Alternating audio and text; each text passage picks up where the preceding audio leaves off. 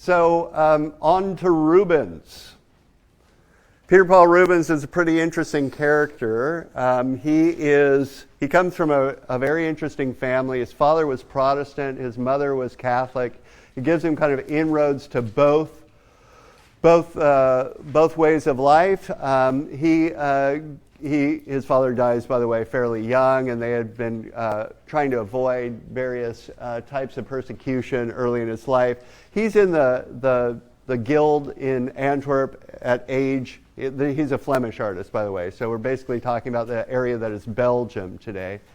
He's in the guild as late as 25 years old, which is pretty late for him to not be out on his own as a master.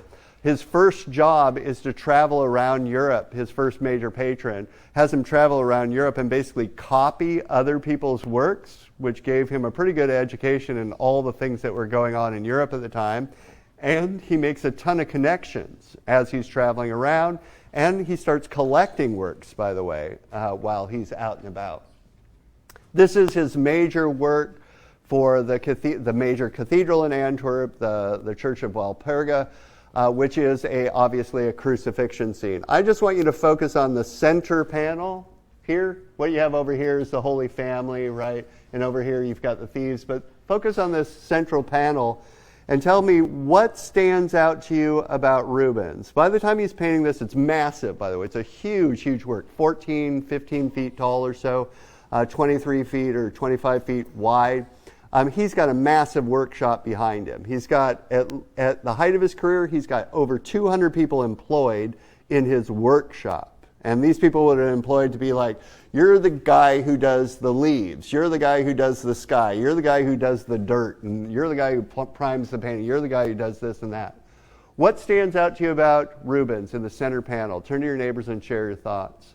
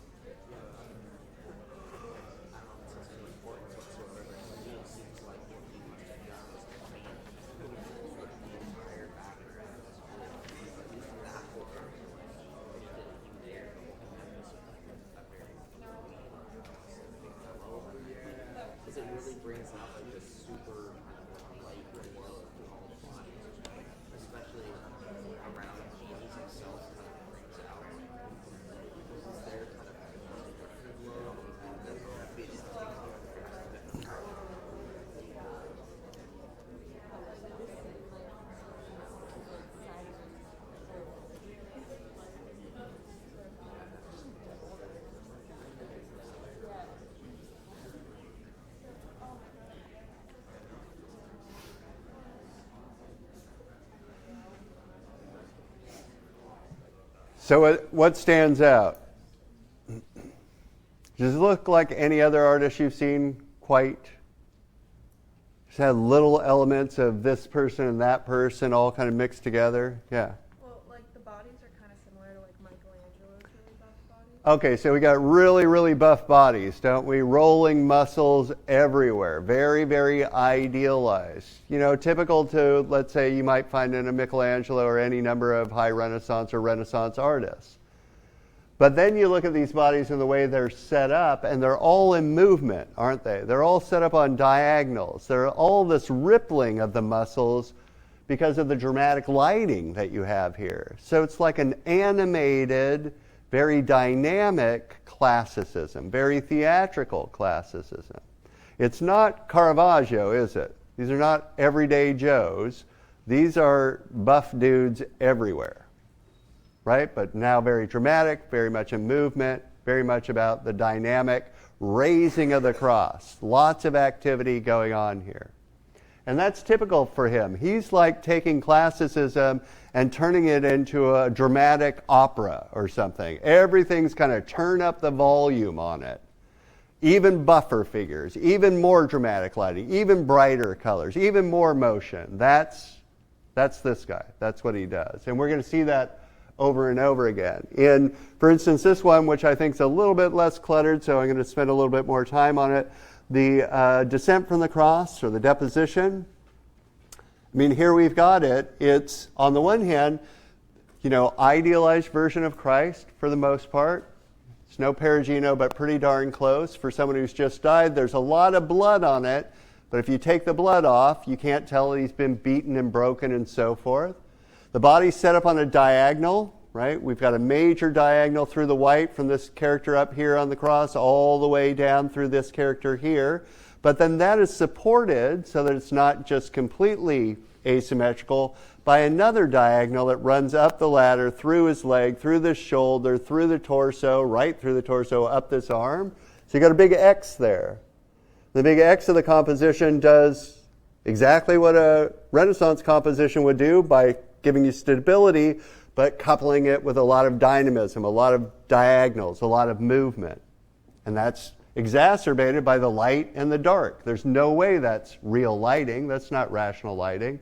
Something's lighting up the body of Christ and everything else is left in darkness here. Now there's some wonderful anecdotes in this. Can you pick out who the characters are though first? Who is this guy? I mean, first let's just start with who we know we're going to expect to see in the crucifixion. Who do we know we're going to see? If there's figures in here, who are two of them? We see them all the time. Okay, so Mary and John the Evangelist. So there's John the Evangelist, and straight across from her, he's looking at her, implied line. There's Mary, the Virgin. Now look at what's happened to Mary. Who's this guy who's really rich? Nice clothes. You shouldn't remember him anyway. Joseph of Arimathea. But what is he doing? He's pulling the cloth up as if to shield the Virgin Mary from seeing her dead son. That's a good little anecdote there. And who is this at his feet? Kind of hot? Yep, Mary Magdalene. The one you really need to know is this series, and it takes a little bit of setup. The context to this is pretty important. He did a series of paintings, over 30 of them, for Mary de Medici of France. Mary de Medici was the queen regent for the young Louis XIII. By the way, I don't know if anyone's ever seen this. I can't even remember the last time it was around. But if you know something about the Three Musketeers or the Four Musketeers, this is the time period that is set in. And the young king who is being manipulated by the Cardinal Richelieu is Louis XIII, who is the father of Louis XIV, who goes on to start the French Royal Academy for Poussin and so forth. But the version of the story that I want you to know is you're looking at a series of paintings that Mary de Medici created later in her life after she had been exiled by her son at the bequest of Cardinal Richelieu. And the way this goes down is that Mary de Medici was married by arrangement to this man here, who I can't remember why I'm blanking on his name. Is this Charles IV?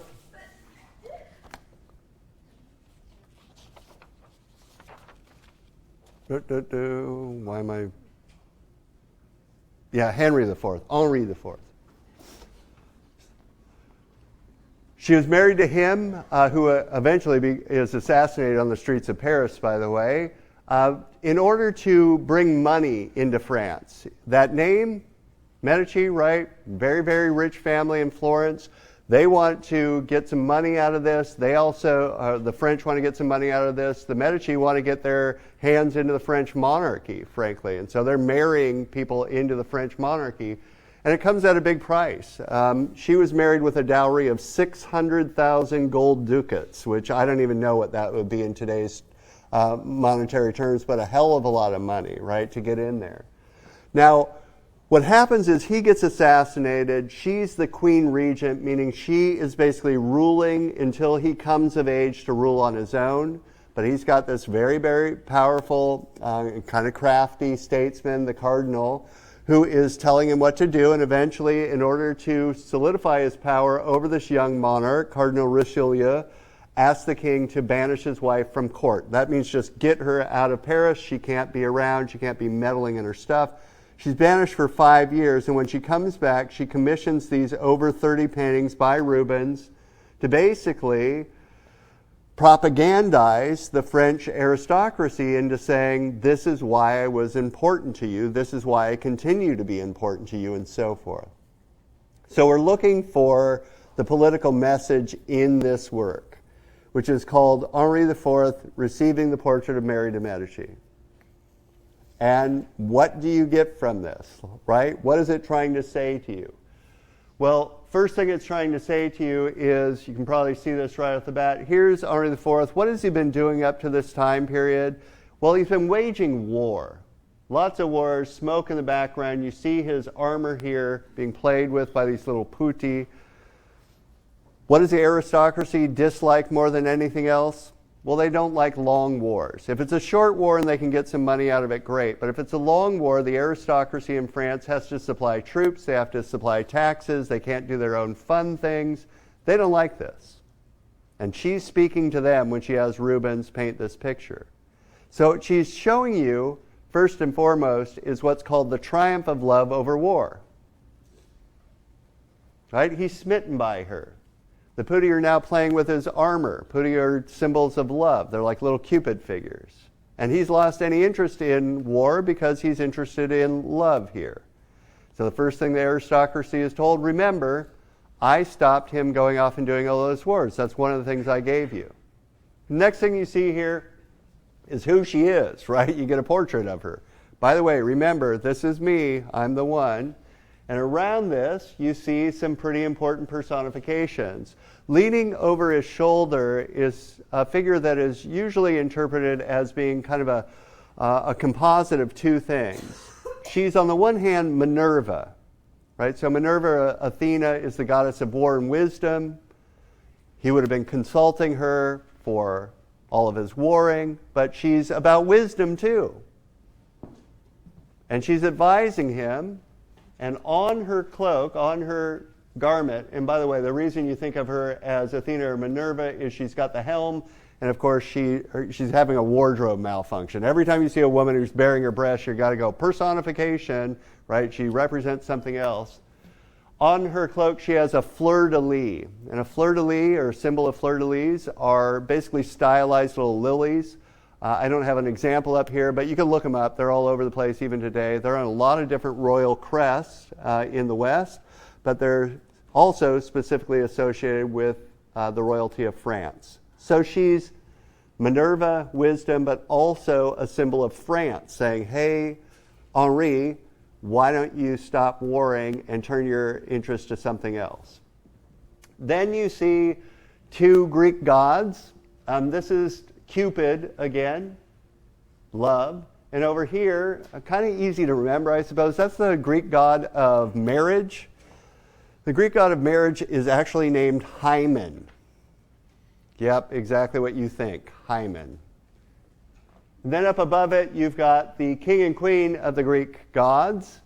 This is Hera, or Juno, as she's known by the Romans and would have been known here. And this is Zeus, or Jupiter, over here. And they're there as if to say this is divinely inspired, right? That this is divine providence who have put these two together, that this charts the course of modern-day France. You'll always know who these characters are. Their animal symbols are, for Hera or Juno, are the peacocks, and for Zeus is the eagle over here. But there's one more thing that tells you, what did the Medici bring to Italy more than anything else? They brought a revival of art. They brought a revival in particular of classical arts in the classical world. And by painting these Greek figures or Roman figures in here, she's making a not so subtle reference to the fact that she brought culture, her family brought culture to Italy, and she's bringing that culture to France. During a time period, by the way, where France is not the center of anything in the art world. Nothing at all. Right? And guess what? Her son's son, her grandson, will go on to be Louis XIV, start the French Royal Academy, build Versailles, establish the Louvre as a museum/gallery. I mean, he really did put France on the map when it comes to arts. You read this one. This is the Disembarkation of Mary de Medici at Marsai. What do you think it's saying here? Turn to your neighbors and share your thoughts.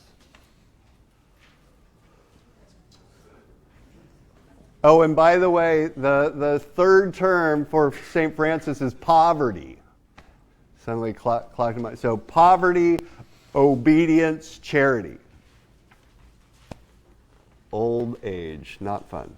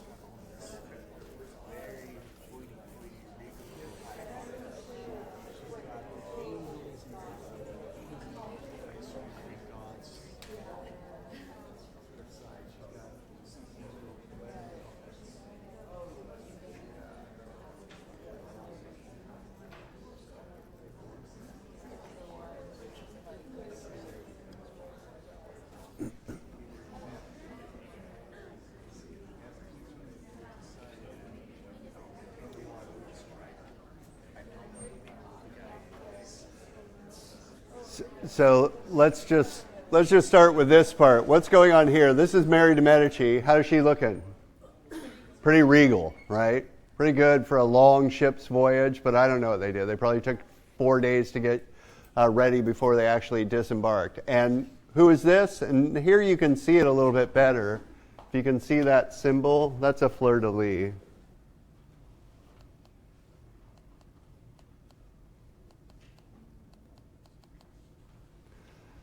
So can you see those? Those are stylized lilies. That's a fleur-de-lis. So what does that represent? Who is that? That's France.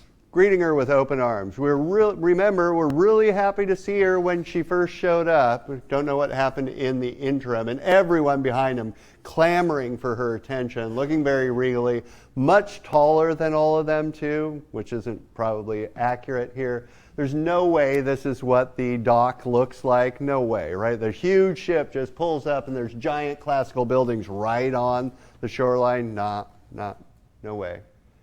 What about this? Who is this guy? Does anyone recognize what that sigil is? He's a knight of Malta.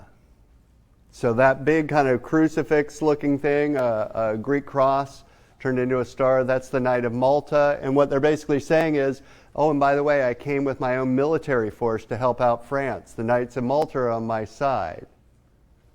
Came with power. And then down here in the foreground, what do we have going on there? Who's this guy? Poseidon, or known by the Romans as Neptune.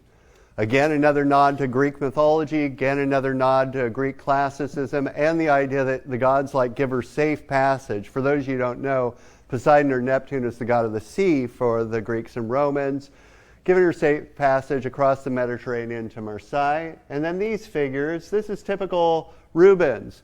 Really, they don't have any reason for being there. They're some kind of, lesser gods or goddesses of the ocean. They're just showing up to show you he knows how to paint nudes as well. They're just there for a little eye candy. And usually people look at that, and I think in our day and age, where beauty is really kind of consigned to this really narrow area of athletic, kind of very, very slender bodies, everyone wonders, why is he showing these fleshy women? I mean, what was up with that? And the answer is, it was deemed very, very sexually provocative. There's no mystery to this. People really liked this. They're like, wow, voluptuous bodies, love it. Give me more. There's no hidden secret here. There's no Rubens was the only one in the world who liked him, and he just pushed it on the rest of the world. People liked it.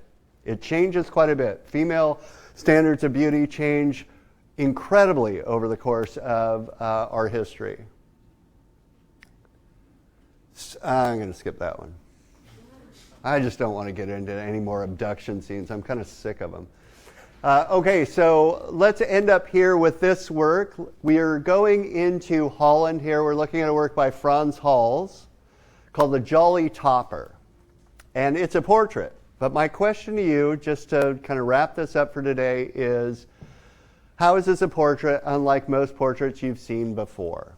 What are we seeing? How is it addressing us? What is this guy trying to tell us about who he is? And before I forget, remember please to bring your lecture guides to class on Monday, where at the very start of class I will go over those lecture guides and limit the number of images that you'll be accountable for on Wednesday's midterm.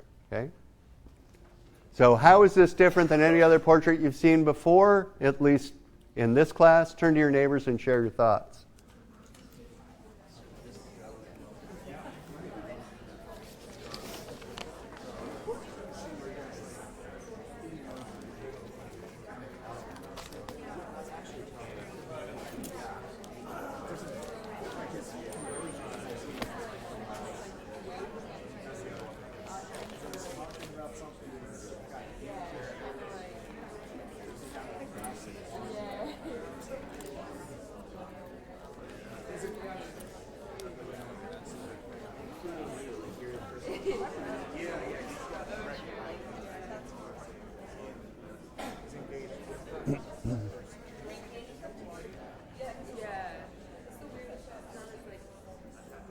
Does anyone know what a topper is?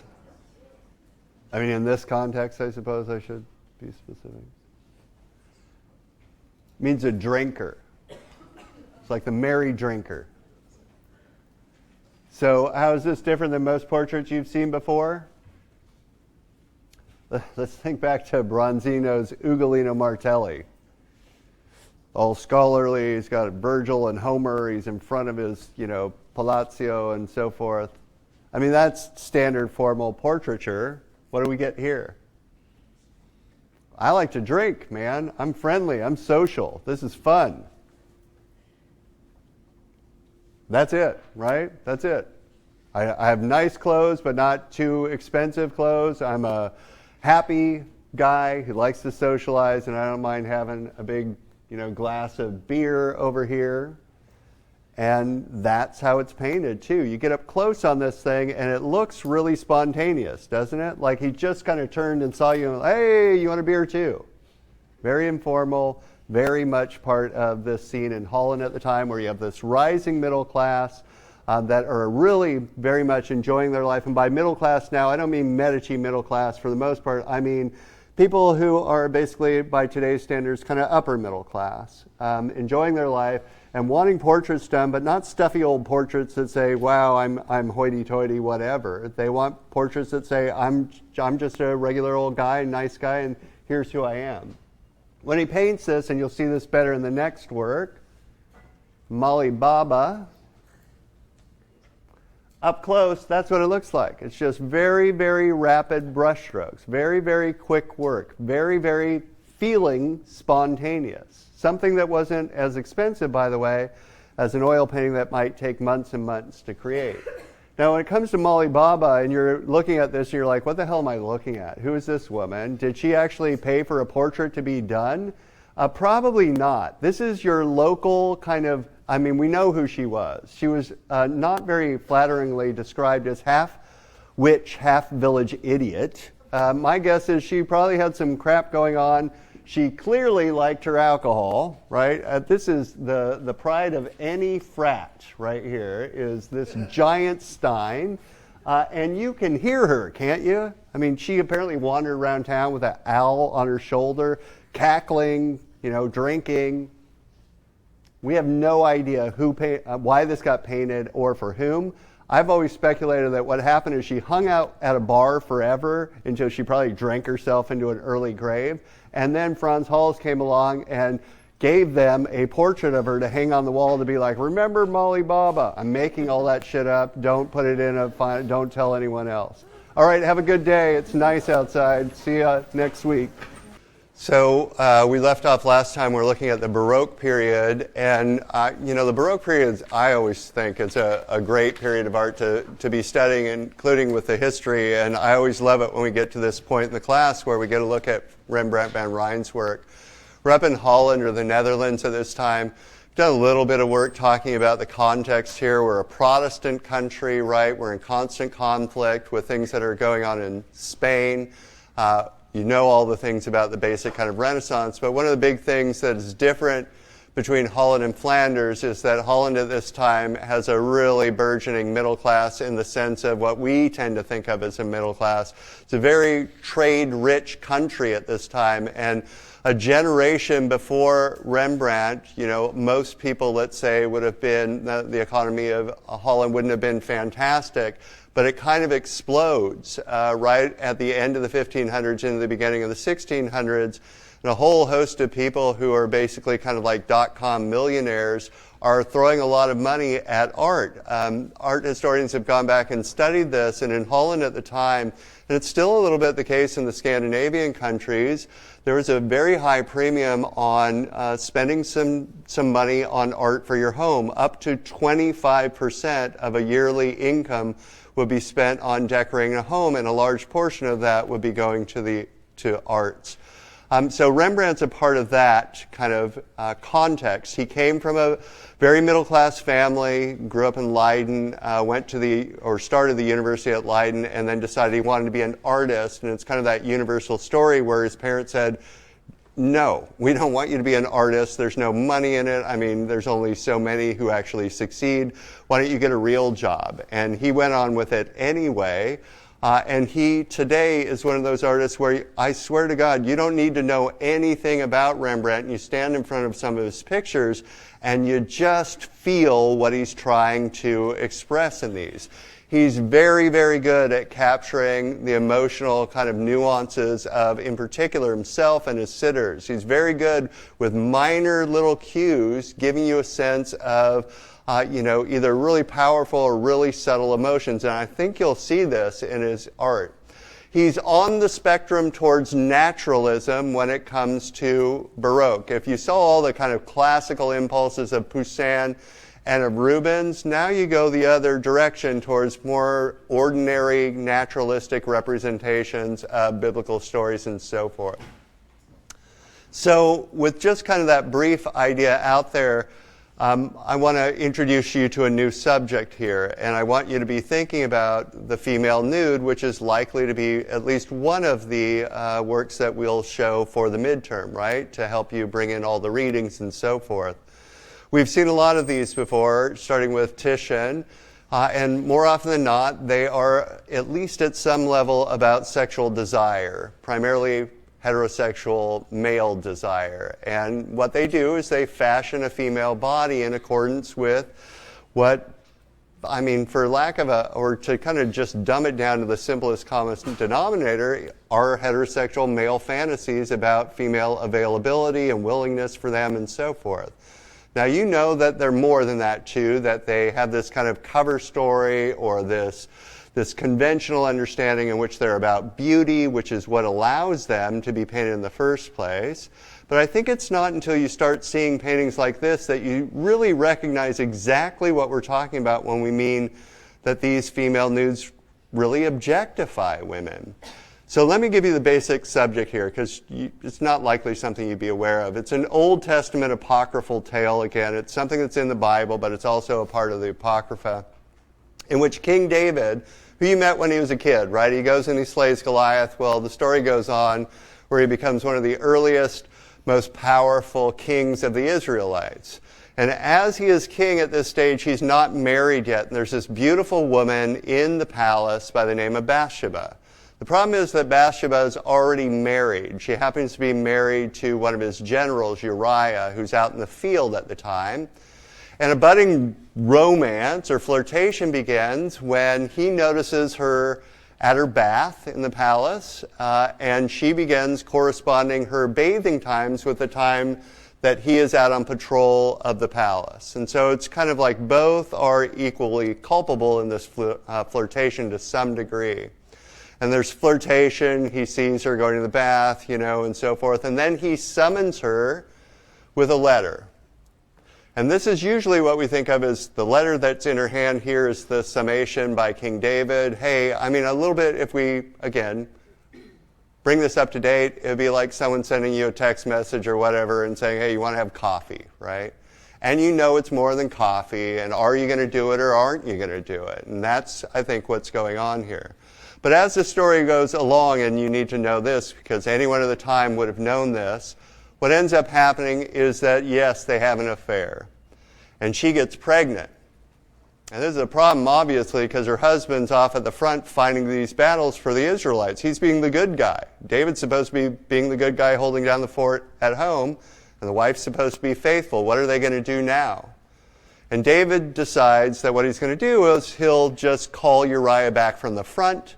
This man's been off at war forever. Of course he's going to want to be with his wife, and then they can just say, there you go. That's where that baby came from. Problem is that when Uriah gets back from the front, he's such a good guy, so ethical, that because his soldiers can't go visit their wives, he won't go visit his wife. I know. And David's like, you gotta fucking be kidding me, right? It's just like, so now he doesn't know what to do. Sends Uriah back to the front, sends him into a battle that he's not likely to win. Uriah is killed, opening up the pathway for David to marry his widow, which in old Judaic culture is not only appropriate, it's completely expected. It's like a good thing to do to marry the widow. So the pathway is open, but someone already knows about this. Of course, God knows. And that child, the illegitimate child, is born and within a day dies. And this is seen as an omen from God. Now later on, Bathsheba and King David have their child that grows up to be one of the most important of the early Israelite monarchs, establishes the temple at Jerusalem, the first temple. This is King Solomon the Wise. So there is a kind of silver lining to the story, but not in this. So here we see something of that. The other thing I want to make reference to is, though, that in some of the apocryphal stories, of course, she is told that her husband is dead by a letter as well. And so while this letter probably refers to King David's, even in the back of your mind you're thinking, well, she's going to get another letter too, and that's not going to be a good one. So it kind of brings that narrative arc together. So how is this representation of female nudity different than what we've seen before? And that's our task, or your task now, right? Think of this. We're not going to do a compare and contrast in our exam. It takes up a bit too much time, but one really good way for you to understand and get into all the specific details of a work of art is just to say, that's right, we've seen this subject or this theme before. Let me think about these things relative to one another. What does thinking about the new work that you're seeing by Rembrandt next to the old work by Titian illuminate about that new work? What does it show you, right? So think about that for a minute. Look at these two just for a second. And then let's go back to this one very specifically. Turn to your neighbors and tell me how this female nude is different than, let's say, a Titian Venus of Urbino. So chat it up with your neighbors first.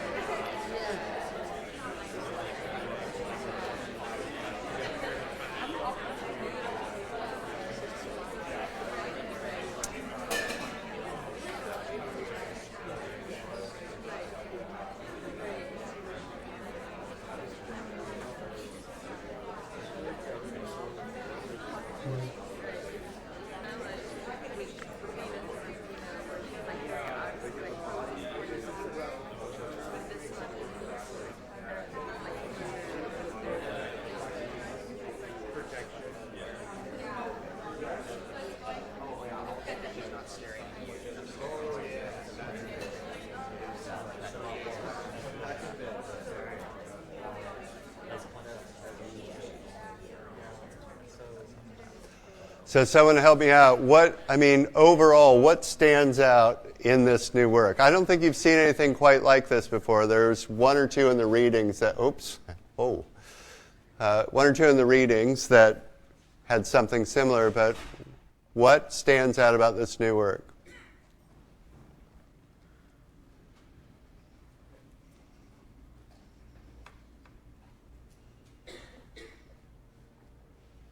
Someone new?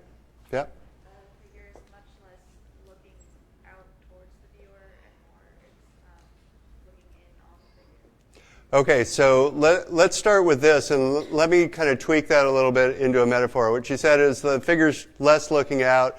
There's more of us, kind of an emphasis on us looking in. Well, they both set us up as voyeurs in some way. But in terms of the one on the right, what kind of voyeur are we? Who are we set up to be in front of her? What's the presumption of our position, or what we call the viewing dynamic, in front of that painting? Who are we supposed to be? Why is she addressing us in the Titian? Come on, guys. If a woman's lying in a bed with a bundle of roses in her hand giving you that look, who the hell are you? It's not a tricky one. Husband, boyfriend, someone who's there to have sex with her, right?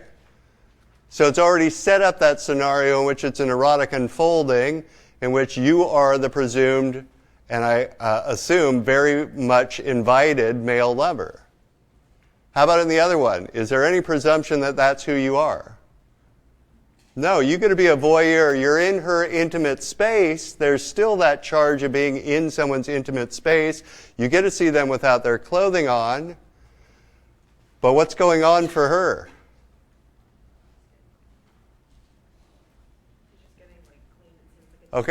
Okay, so she's getting cleaned. We know that she's got a letter in her hand. What's that letter all about? How does she feel about getting a letter from King David? Is it completely like, yeah, I've been waiting for this forever?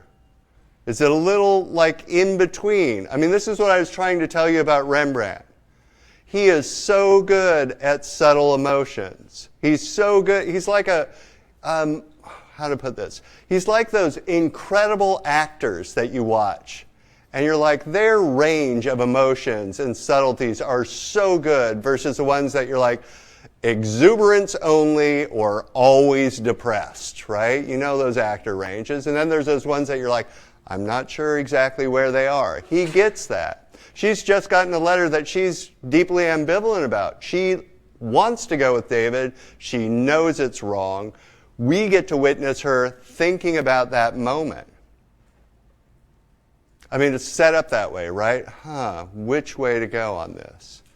Which then leads me to the second big point, which is, does anyone know what the hell the Venus of Urbino's thinking about? Does anyone care, really? Like, hey, what kind of a woman is this? Is there any of that in there? Maybe there is for you, but I think there's far less in it than over there. What am I pointing to when I say, hey, here she is, ambivalent about this decision she's going to make, which, by the way, we already know which way this goes. What I'm saying is, you get to imagine that she's got some feelings, some thoughts, some desires of her own. What did Berger call that?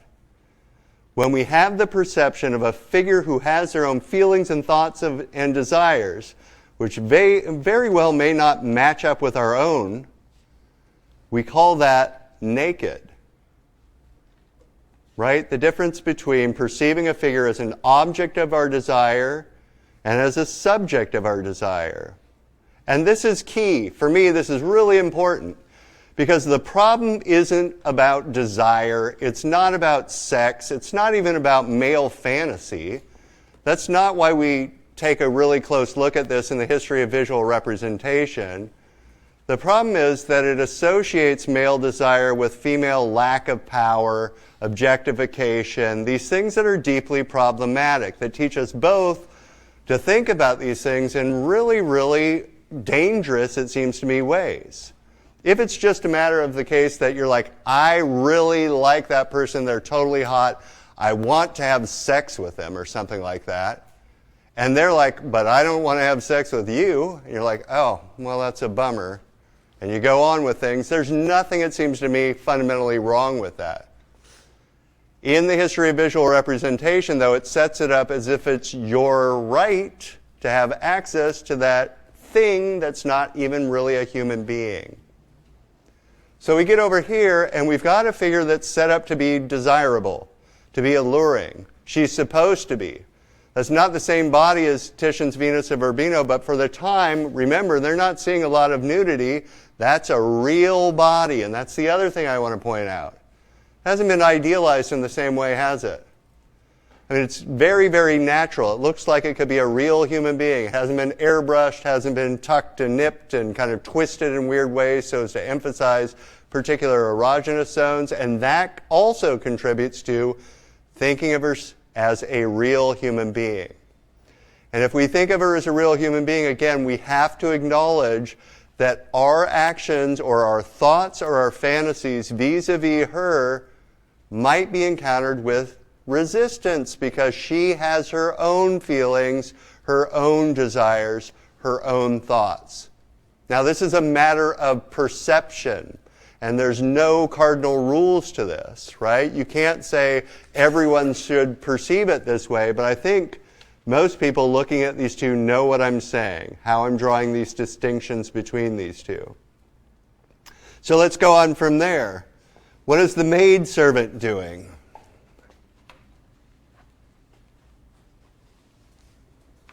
Does anyone know? I mean, on the surface, it's simple. She's washing her feet, but we've seen this before. What does washing of feet mean? Oh, well, I was going to say she kind of makes like a baseline comparison to like exemplify her beauty. Okay, so we do have, again, like we saw in Artemisia's work, an older woman, a younger woman, a younger, beautiful woman over here, an older, who knows, by the contemporary standard over there, so that juxtaposition. But I'm thinking this. You can think of it a couple of different ways. So here this woman's gotten this letter. What is the maidservant doing? Is she up there being like, what are you going to do? What's going on? Anyone watch Downton Abbey? Right, she'll do that later. Right now what she's doing is like, oh, I didn't even notice that something's going on, right? We'll just pretend this isn't going on. I'll give you your own space. While she's washing her feet, which is a symbol of what? What did Mary Magdalene do? Yeah. Yeah, and that is about humility, isn't it? That's about shame for something that's associated with this action. It's not literally saying she's Mary Magdalene. What it's saying is, you know what this means. When you wash someone's feet, it's a symbol of humility. When you got a woman washing feet, it's going to make someone think, Mary Magdalene. Remember, she was a fallen woman too. There was illicit sex involved in her backstory. That's what this story is about. That's the kind of complexity that we're dealing with in these works of art. And so she's like, I'm not even going to notice this. I'm acting humble. You should be acting humble too. You're not. We know what the moral message is. But my big point here is to say something like, this is different, categorically different than the types of female nudes that you've seen before. And while it's still about male desire and it's still a story that runs, headlong counter into, Christian mores about sex, on the other hand, it associates sex with two human beings rather than one human being whose desires matter and an object of that desire on the other end of the spectrum. And he does this over and over again. This is usually referred to as the Jewish bride. It's likely a portrait of a couple. He had a lot of Jewish patrons. It's likely that they're dressed up as some kind of biblical characters, what we call a historiated portrait from the Bible, or meant to allude to that. That's not important here. What I just wanted to show you is, you've seen probably more often your textbook than you have seen me shown portraits of couples before, and you can probably call up in your mind portraits of husbands and wives before, and there's almost zero intimacy in those portraits. They're like, one's sitting on a chair, the other one's next to him, this is my possession, or whatever it might be, or look at how fancy our home is. But you never get a sense of any kind of bond between them. And then you get a Rembrandt work, and you get this. And it's all about tenderness. It's all about intimacy. That, reaching out to touch her on the breast isn't sexual. It's about connectedness. And her leaning into it, and that kind of little subtle expression on each of their faces. That's the watchword, it seems to me, for Rembrandt. He's good at these emotions, and he's especially good at empathy. This is a very, very late work that I've taken out of chronological order in order to emphasize this. It's a work that never got finished. It's called The Return of the Prodigal Son. Very famous biblical story, a moralizing lesson, in which the way the story goes is that, again, Old Testament story, lots of apocrypha associated with it. Two Jewish sons are given their inheritance by their father before their father dies. This is a part of Jewish tradition so that someone can go out and make their way in the world well before, the parents are dead. The older son does everything right? All the things that are expected of him. He puts it into a good business. He buys, Amazon stock when it's low. He doesn't spend all his money. The younger son, though, is like party. He goes out, he spends it all on liquor and fast cars and whatever, right? And pretty soon he's destitute. Doesn't have any money left. He doesn't know what to do. Gets really bad. He returns to the father to ask for his forgiveness and to, bare his soul, and that's the moment you're witnessing here. So in front of you, then, is the father, who is welcoming the son back into the fold, so to speak. He's forgiving him. This is an earthly occurrence of what, of course, Christianity is all about. God the Father and his forgiveness for our inevitable sins as human beings. This is, again, Christianity in operation. This is its basic program. So we've got a father, son. We've got the larger metaphor of God the Father, and we're all his children. And we've got a lot of symbolism here. The light falls directly on the Father's head. Forgiveness is divine. We've got a lot of ordinary allusions here. Look at this guy. How can you tell that he's destitute? Well, a ton of things. His shoes are literally falling off. His clothing is in rags. His hair's been shaved down. That's a symbol that he's probably got some kind of pestilence, some kind of parasite. And they've had to shave this all off. He's at the lowest of the low, and he returns to his father, and he gets that forgiveness. Look at the older son up here. How do you think he feels about this? Again, pretty tricky Rembrandt emotions. He didn't like it.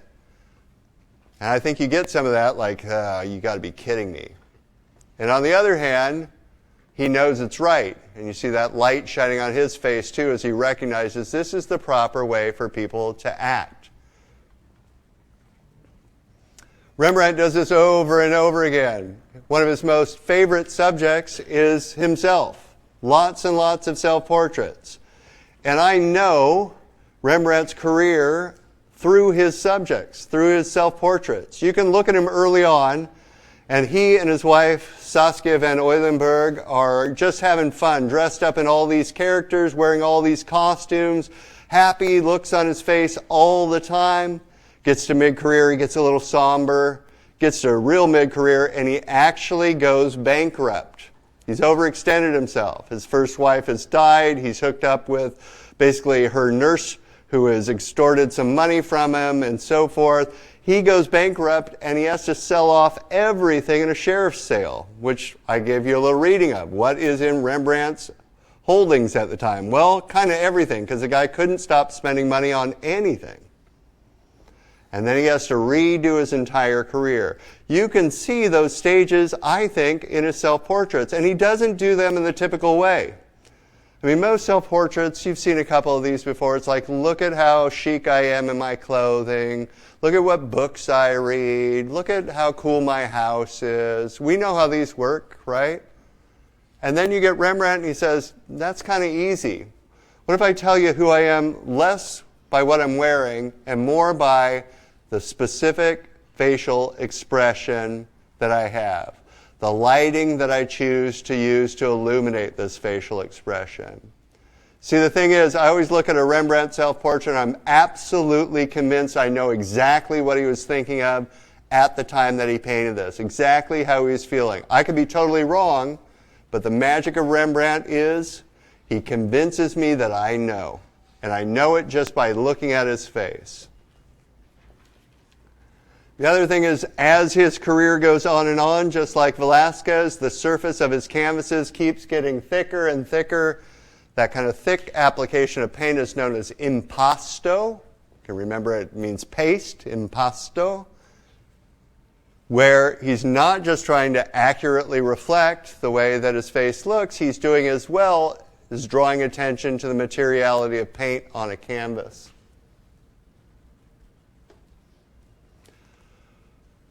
So a big work that hopefully you've done a little bit of reading on, this is a work that's usually referred to as the night watch. It's not a night scene at all. It's actually an early morning scene, but it was so dirty for so long that people thought it was a night scene. It's actually a group portrait again. It's a group portrait of these people who are members of the Textile Guild who thought, I think, and rightly so, well, if we had ourselves represented as Textile Guild workers in our fashionable clothes, basically counting money, that's not a very interesting portrait.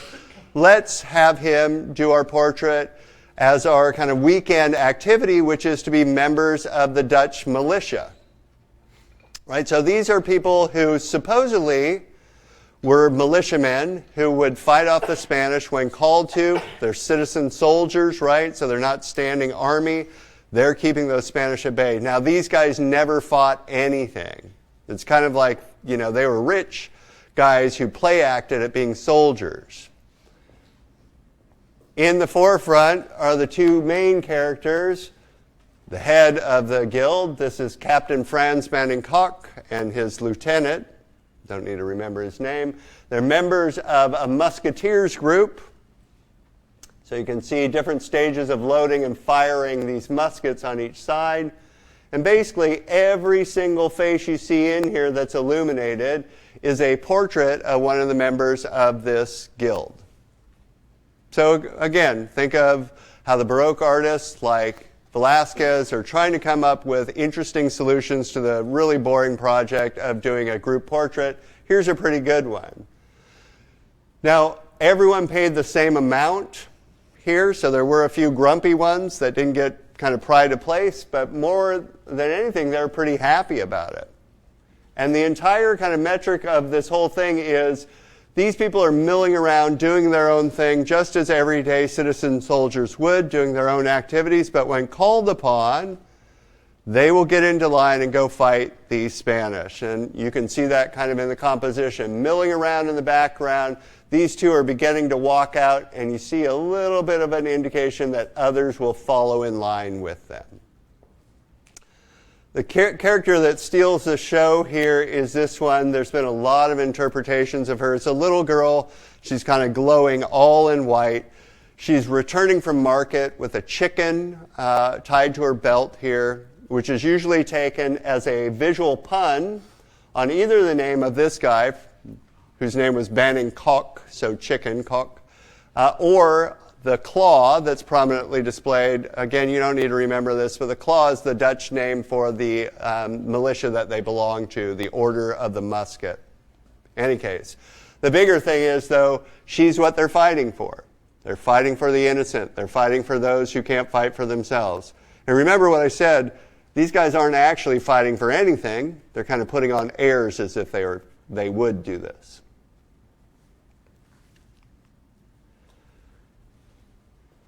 So one of your directed essays or directed research papers is on this work. So I'm kind of loath to go into all the ins and outs of it, but it's such an interesting work that I want to do a little bit of work on this. This is a work that is, again, a portrait, a group portrait, in this case of the Amsterdam Surgeons Guild.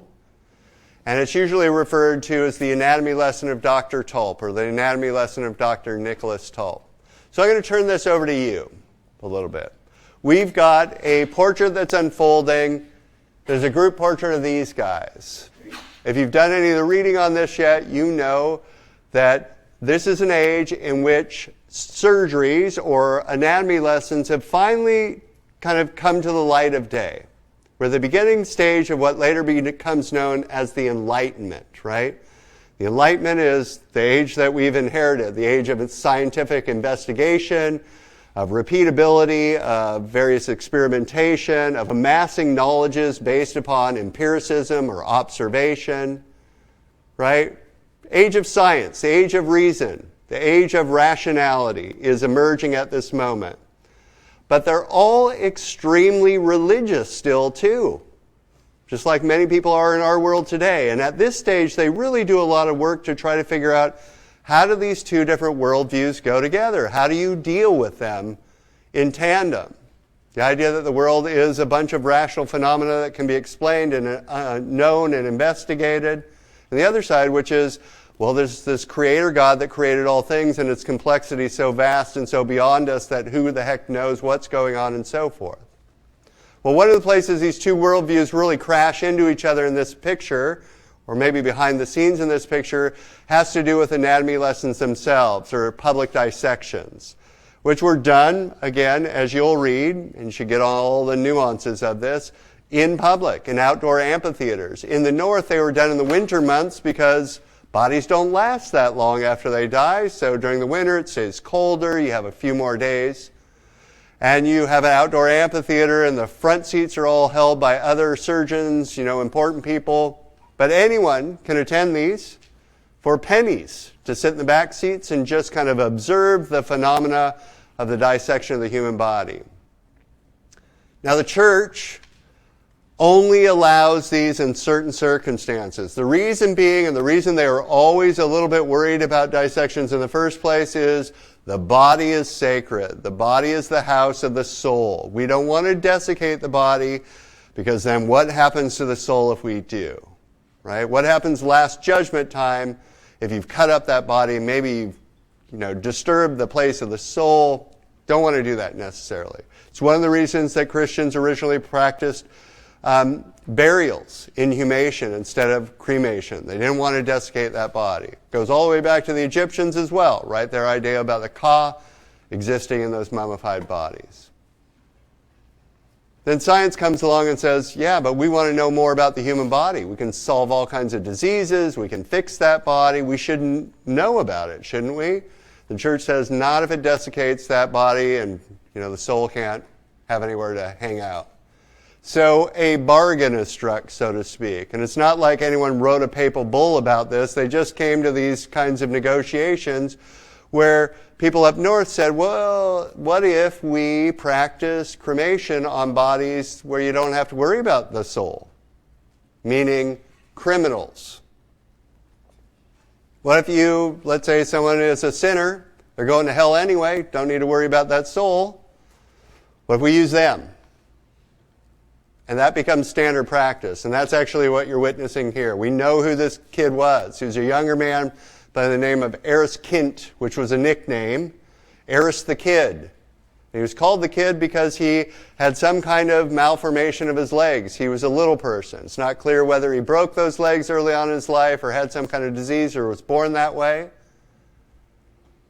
But he didn't fit in. And he was a two-time loser, so to speak, by their standards.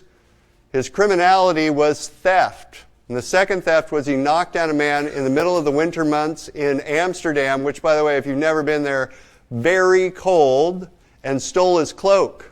Not to sell it, probably to keep warm. That was it. They hung him, and they dissected him. And that's what we're witnessing here. That's your kind of general context to this thing, but the other side is, how did the church get on board at all to dissect bodies in the first place? What did they say was okay about this? What did they find redeeming in this? How is this dissection unfolding in ways that are different for those of you who are in pre-med or have watched any medical show? How is this different from the way that autopsies or dissections usually proceed? And yes, they proceeded that same way back then. What is curious about this picture to you? What stands out about this picture? What can you make sense of? Turn to your neighbors and talk your way through it.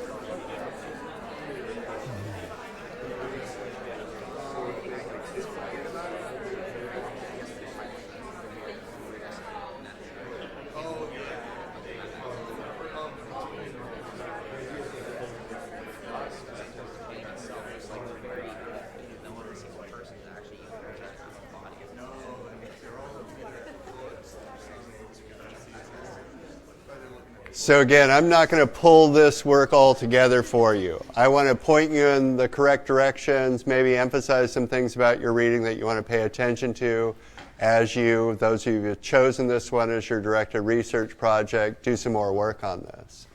So help me out here. What's one thing that kind of stands out to you when you look at this? If this is a dissection unfolding, you're witnessing this. We know that artists aren't documentarians, so any changes from the way that a dissection would otherwise unfold are things that are little things that you want to focus in on and say, why did he make this decision then? Why is he doing it this way if that's not how it really would have occurred? What is peculiar about the way he set up this scene? What is he wanting to show us? What isn't being shown? What stands out to you? Anything? Yeah. They're like wearing fancy clothes instead of protective equipment. Okay, so they're all wearing fancy clothes? Standard. All the way up until the 19th century. Those of you who study American art, you could look at a couple of group portraits by Thomas Eakins, who was very interested in Rembrandt. You'll see a shift happen between basically 1875, when they finally figure out about sepsis, right? They're like, oh, people are dying all the time. What's that all about? And they figure it out. And so about 10 years later, they're all wearing white so that they can sterilize. And that, by the way, we're still not all that great at it in hospitals. But no, that's common. But yeah, they're wearing really nice clothes. And what is that supposed to say to you? We're surgeons, man. We're not run-of-the-mill whatever. We're surgeons. We've made it big. We're men of knowledge. And with that comes financial success. In the background of a lot of these pictures, particularly in Holland and in the United States, by the way, which are ruled by Protestant ideas, particularly Calvinist ideas, wealth is actually a reward, or conceived to be a reward given to you by God for following your everyday calling. Don't just act religiously to get a reward. If you're really good at everyday mundane activities, your vocation, such as being a good surgeon, God rewards you with material wealth. And so when you see people wearing nice clothes, it's like not just saying we're up here in society, it's saying God knows we're up here as well. The only rule of that is don't get too ostentatious. So if they're wearing bling, right, not okay. Lots of gold chains at this time in Holland, not okay. But cool fancy lace collars, wackadoodle hats, absolutely. What else? Yep. He's starting the dissection on the arm instead of the torso. Okay, starting the dissection on the arm rather than the torso. Yes, they make the big Y cut. Yes, they go in the abdominal cavity. That's how they would usually do this. They're not. So you have to say, why not? Why are they emphasizing the hand? Well, let's start there. This is a big idea. What is it about this hand that matters? Biology 101.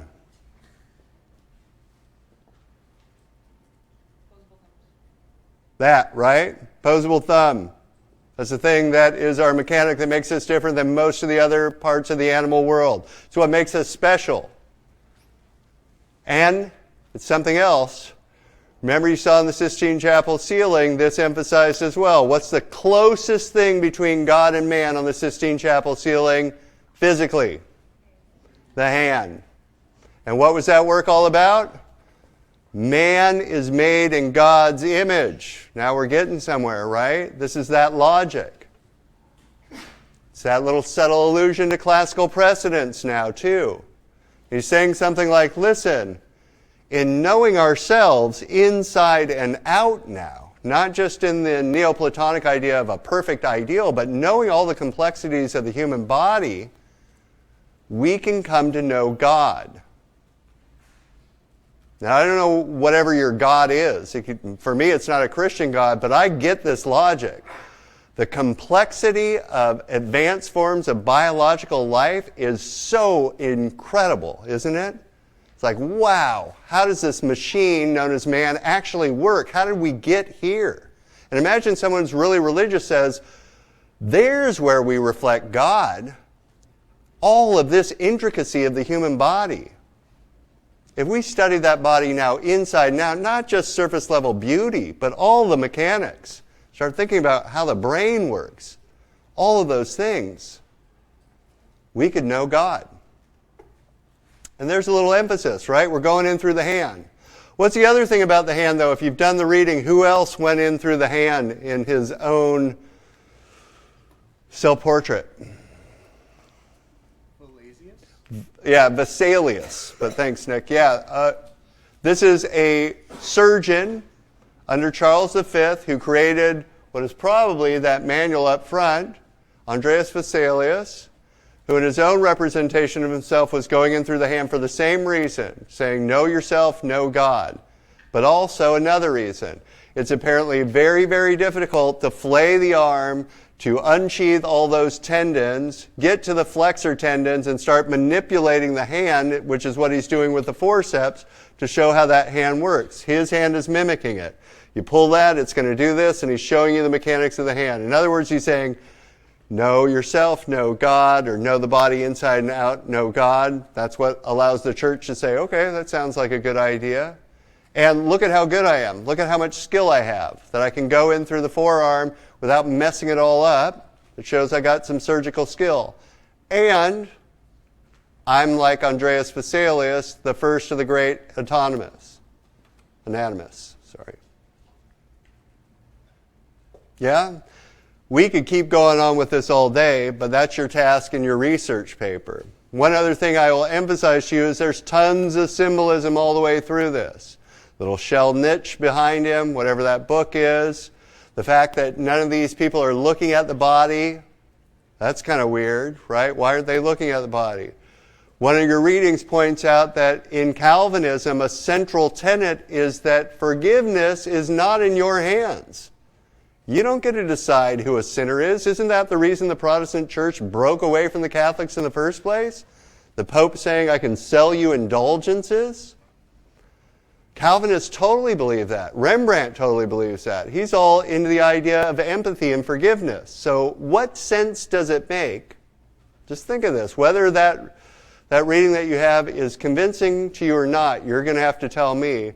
But what sense does it make, if you believe in Calvinism, if you're a very empathetic character, to believe that it's okay to dissect criminals on the rational premise that they can't get into heaven anyway? Does that make any sense for a Protestant? Not really. How about this one? I don't think this is in your reading, but it always occurred to me that if you're trying to think of this in terms of know yourself or know man so you know God, why would you pick, and I'm sorry, at this time they're all very prejudiced this way, someone who is congenitally perhaps deformed? They really think, and you saw it in Bruegel up there in the north, that someone who's born into the world with some kind of defect is, not quite godlike. So why pick someone who's a little person? Is he in God's image? Again, there are a lot of nuances to this that you need to pick up in the reading. I don't want to give you everything. I just want to give you a kind of head start so that you can go do that on your own.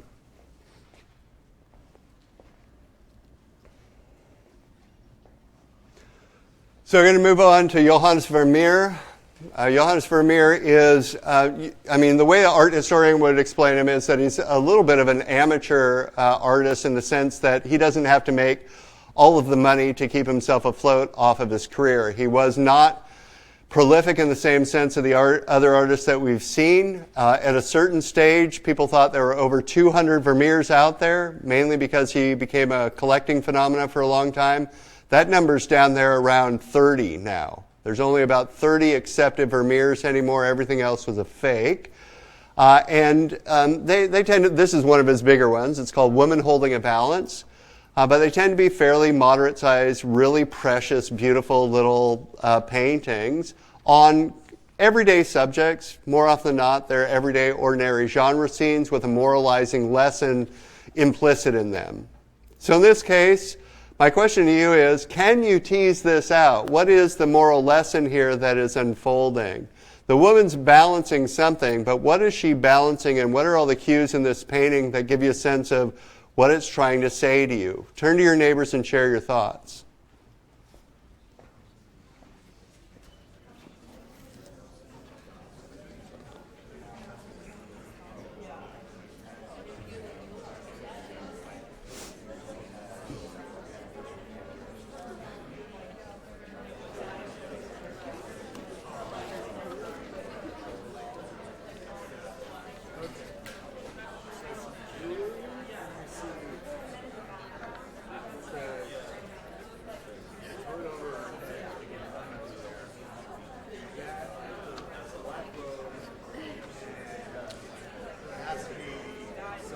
It's got to be some balance. What's the faith just material things? Try to balance with body spirit.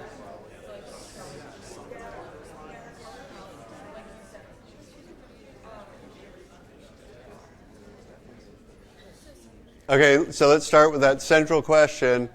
What needs to be balanced in life if you live at this time period? What's the big thing? You're part of this burgeoning middle class. Let's say you're up there in the north. You're influenced by Protestant ideas about wealth being a reward for being in good standing with God and so forth. But what needs to stay in balance all the time? As we see humanism and interest in this world really, really mattering, as we see people saying, yeah, I want lots of wealth. Wealth's cool. You can buy good clothes, live in a fancy house, buy more paintings for my wall, maybe spend some of the money on the poor or whatever. What needs to be kept in balance? Yep. Religion, spirituality, your faith. This world does matter. We're dealing with this time period in which this world becomes, more and more and more important. But you see over and over again them saying, while you get caught up in all this materiality, don't forget, in the end, your faith is what's going to get you to the next life still. You still have to worry about those things. Those are the things that guide you in this life too. So you need to balance those. And again, in the North, Calvin said this, this major Protestant thinker. He said, you have to keep these things balanced to live a good life. If you get too caught up in materiality, you're going to go the way of all those people that Jesus in his ministry was criticizing, which is his big thing, right? He's really, really, of all the things that Jesus is out there being like, watch out, watch out, watch out, a big one over and again is materiality will get you into trouble all the time. So balance those two things. And it's balanced here not just with the symbolism of a scale. That starts you thinking, but what do you see in this picture that says, oh, let's balance that? Have you noticed this composition? It's a really odd composition, isn't it? So what is being balanced left to right, top to bottom, even on diagonals? What is all this? Pearls, jewels, coinage. Really obvious material wealth, right? So you think, oh, yeah, I get it. That's awesome. Love that stuff. But you got to balance that against. And then you look over here on the other side and you see this painting up there. And what is that a painting of? Can you tell? Last Judgment. Good. So Jesus up above. You see Jesus up there in a glowing nimbus. You're always, whether you can see what else is going on, probably the first go-to is probably Last Judgment. And that's saying, remember, this day is coming in the future. Are you going to be ready? Did you follow the guidelines? But there's another point to this. Paintings. What are paintings? I know it's a weird question, isn't it? What is a painting?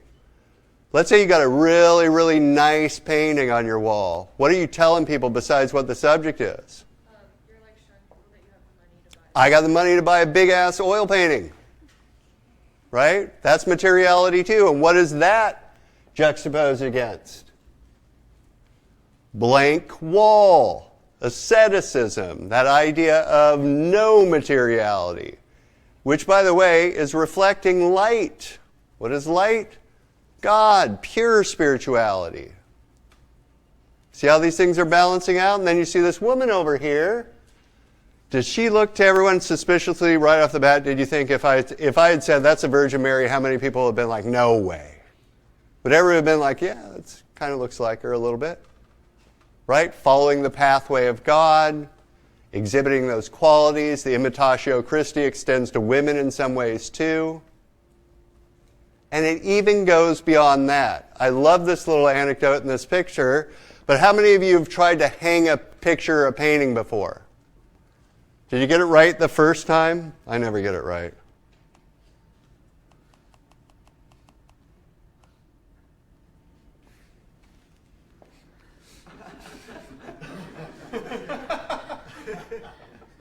Right? There's a little hole in the wall next to another little tack next to that painting.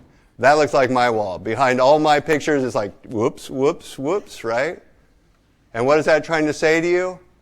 You might not get it right the first time. You might have to rebalance. You might have to reassess. You might have to do it over and over again. I mean, a lot of these paintings have those little incidental things in there that in this quick class we go through pretty quickly, but they're there, and they're little nods to, hey, might have to do it over and over again until you get it right. You have to keep reassessing, keep checking in. The other thing that gets talked about a lot, and so I made reference to it, is the technique that he used to paint these. For a very long time, people thought it was a no-brainer that he used a device known as a camera obscura. And a camera obscura is basically an early kind of camera that couldn't fix the image. You couldn't create a photograph, but you could create an image based upon the basic idea of pinhole camera technology. And I'd be surprised if at some point in your life in grade school you didn't do this. If you point an aperture at any light source, it will reflect in a darkened interior in a non-rectified way, whatever image you point that at. If you tried to create one of those little pinhole cameras in order to view the eclipse, you've done this. They got this technology very advanced so that you could point a lens at any image. That image would show up in an interior darkened box, rectified by the use of a mirror on a glass surface, and they could use it to help guide them in painting. They've been around forever. Leonardo da Vinci used things that are kind of like this too. Artists have used it. And because of the dappled light that shows up here, which is what a camera obscura image looks like, people thought for sure this guy had to be using this. It's not entirely clear that he did anymore.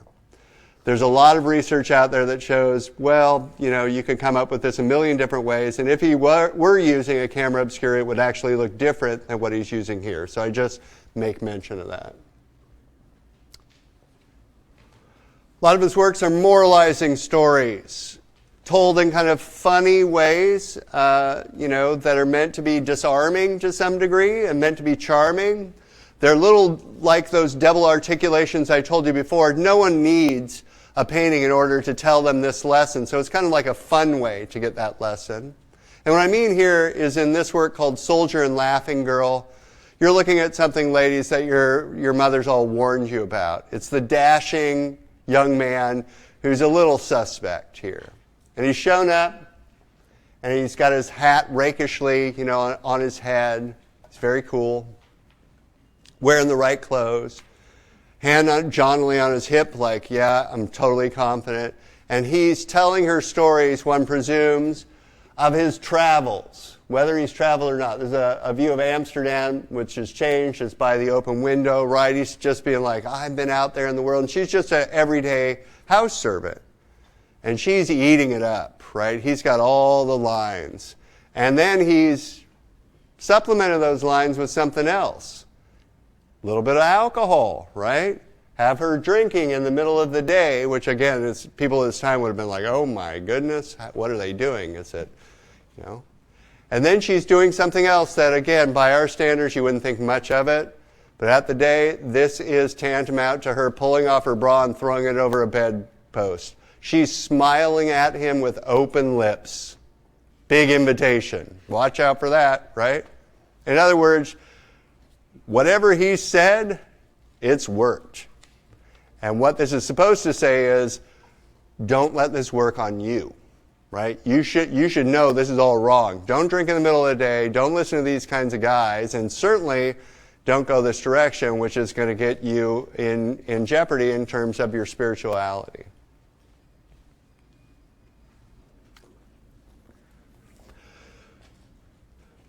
So I only bring this one in, I bring it for two reasons. Number one, if you've ever seen the movie The Girl with the Pearl Earring, which is all about Johannes Vermeer, and thought that you knew something about Vermeer, probably not, right? Historical fiction, pretty much made up. As far as I can tell, the only good thing about that movie, anyone want to take a guess? What did you think the only good thing about that movie was? It was about an artist, right? A feature film about an artist. All of us art historians are like, yay, that's about it. Oh, okay, that's it. And then, of course, the actress, but we won't go into that. I bring this in here to say that it's the same kind of thing that you just saw before, but we've removed the male figure. right? It's standard stuff that Berger's already told you about. You don't have now a competitor for her affection. You are the male character. And she's turning towards you, dressed exotically in a turban, in order to give you a flirtatious glance. That's it. It's just a little charged, flirtatious glance. It's not, as the movie makes it out to be, an illicit affair between Vermeer and his house servant, who happens to be Scarlett Johansson, right? Good call there. Nope, probably not. That's not what's going on here. This is meant to be something painted for a rich patron to have that little charged exchange between a beautiful woman and himself.